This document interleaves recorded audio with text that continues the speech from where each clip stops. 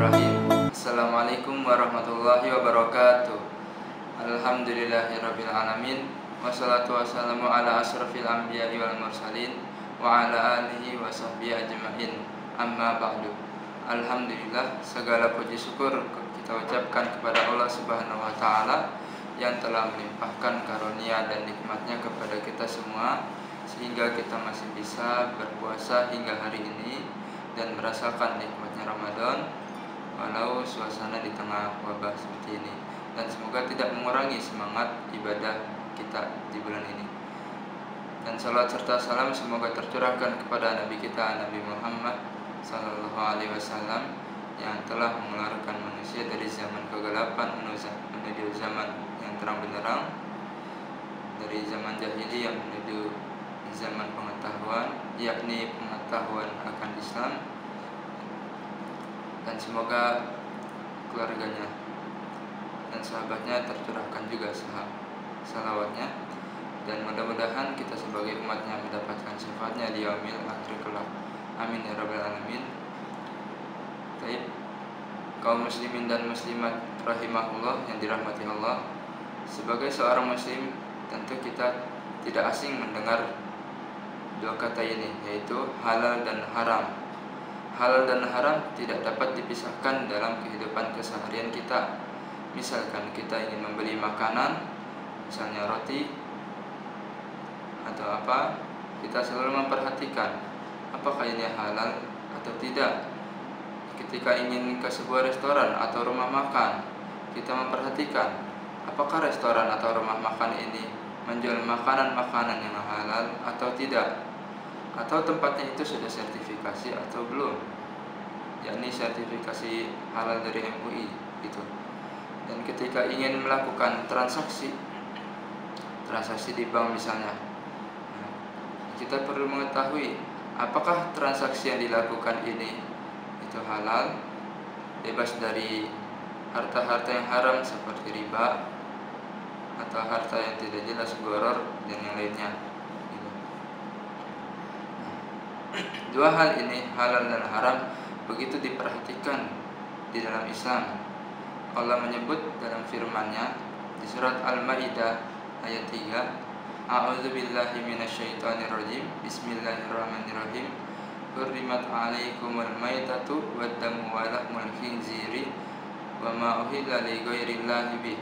Diharamkan bagi kamu bangkai, darah, daging babi, dan apa-apa yang disembelih selain menyebut nama Allah. Dan Allah juga berfirman dalam surat Al-Baqarah ayat 168, Ya ayyuhan nasu kulu mimma fil ardi halalan thayyiban wa la tattabi'u khutuwatis syaitan innahu lakum aduwwum mubin. Hai manusia, ya ayyuhan nasu kulu mimma fil ardi, makanlah dari apa yang ada di bumi, halalan thayyiban, yang halal dan yang baik, wala tattabi'u khutuwatis syaitan, dan janganlah kamu mengikuti langkah-langkah syaitan, innahu lakum aduwwum mubin, sesungguhnya syaitan itu musuh yang nyata bagimu.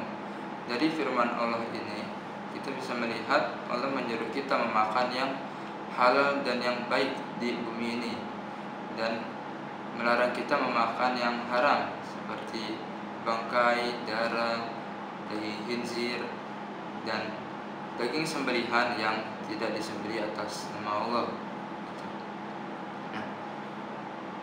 Di antara halal dan haram ini ada yang namanya syubhat yang mungkin belum banyak kita ketahui, gitu kan? Yakni kita belum mengetahui secara pasti apakah hal itu benar-benar haram atau halal.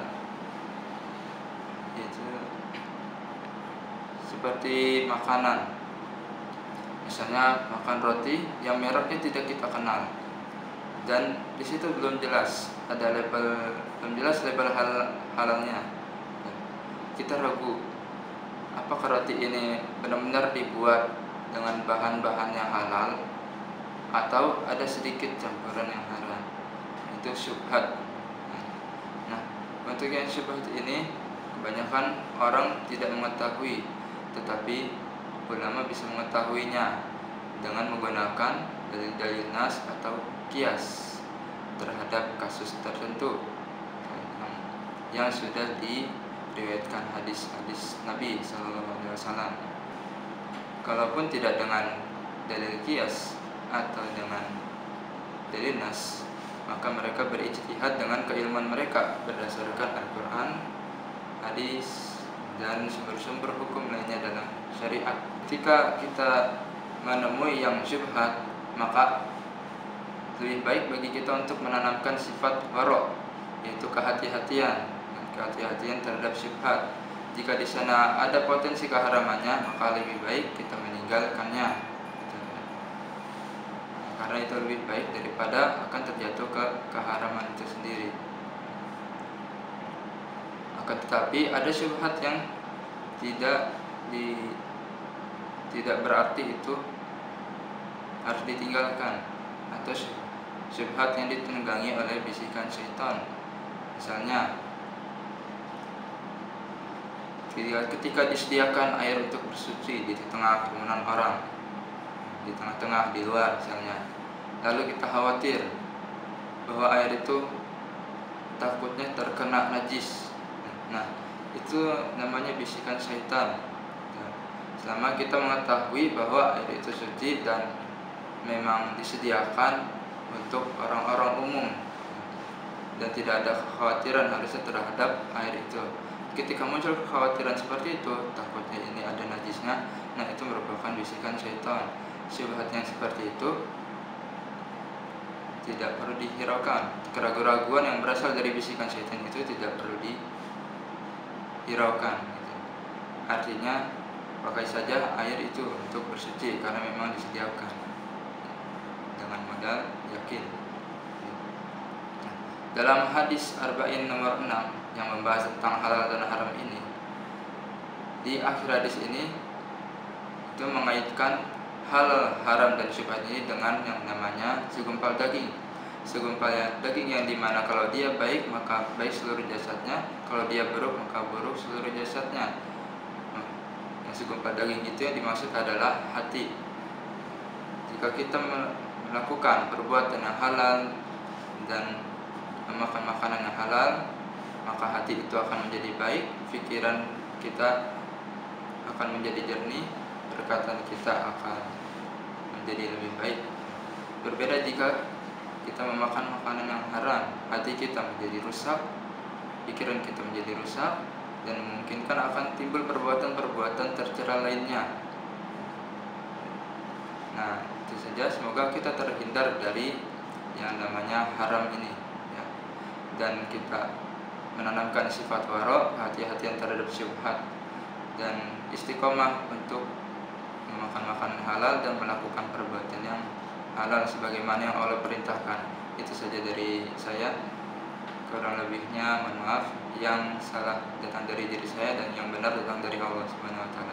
Wabillahi taufiq wal hidayah. Wassalamualaikum warahmatullahi wabarakatuh.